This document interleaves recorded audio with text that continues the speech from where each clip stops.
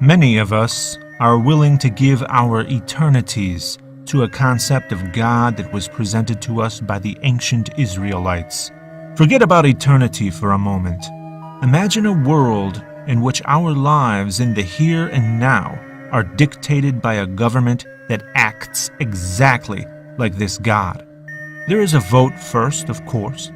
Technically, there is a choice, but somehow the election results in a nearly unanimous victory. That is the final election. You cannot have any other administrations before this one. Henceforth, the government is well aware of all your private communications and activity. Federal video cameras are everywhere, even in bedrooms and bathrooms. Not a single moment of your life will go unseen, from conception to death. Simply seeing what you're up to is not enough. The government must know every facet of your mind. So all citizens have a chip implanted in their head at birth. This chip monitors whether or not you have any illegal thoughts. Due to all this surveillance and thought monitoring going on, at least you're safe from crime, right? Well, not so fast.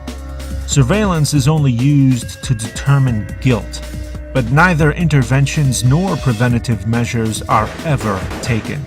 You see, as a good person, you don't have much to worry about from the government, but you do have a lot to worry about from people who aren't so good, because they don't have a lot to worry about from the government either. For though cameras and police are everywhere, when you or your loved ones are mugged, raped, or murdered, the police do nothing to stop the perpetrator even while present, because that would interfere with the criminal's free will. Criminals have to stand before a judge and answer for their crimes, sure, but all they have to do is apologize and sincerely ask for forgiveness, not of you, the victim, but of the judge, and the criminal is then set free. Should you entertain a thought of spite toward the person who killed your loved one, then it is you who will stand before the judge. If you cannot muster adequate shame, then it is you who will be punished. The sick and the poor beg the government for help, but the government's most reliable aid is reserved for the wealthy. During award ceremonies, you can usually spot professional athletes, award-winning actors, and musicians thanking the government for its generous welfare. Meanwhile, children are dying of preventable diseases, starvation, dehydration, and natural disasters without any relief that could be easily supplied by the government's virtually inexhaustible coffers. Coffers which are reserved for the welfare of the privileged few.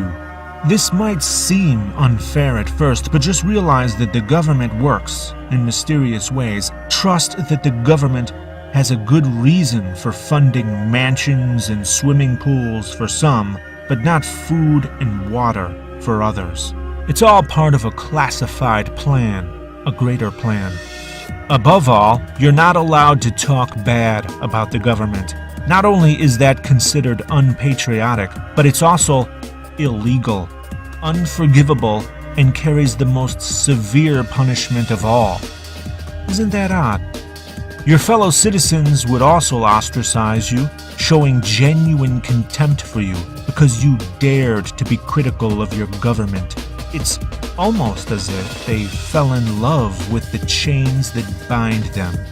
Fortunately, we live in the real world, where voters and elected officials take proper consideration before making decisions based on what they think God wants.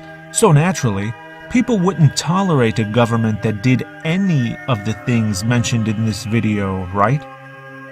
Right?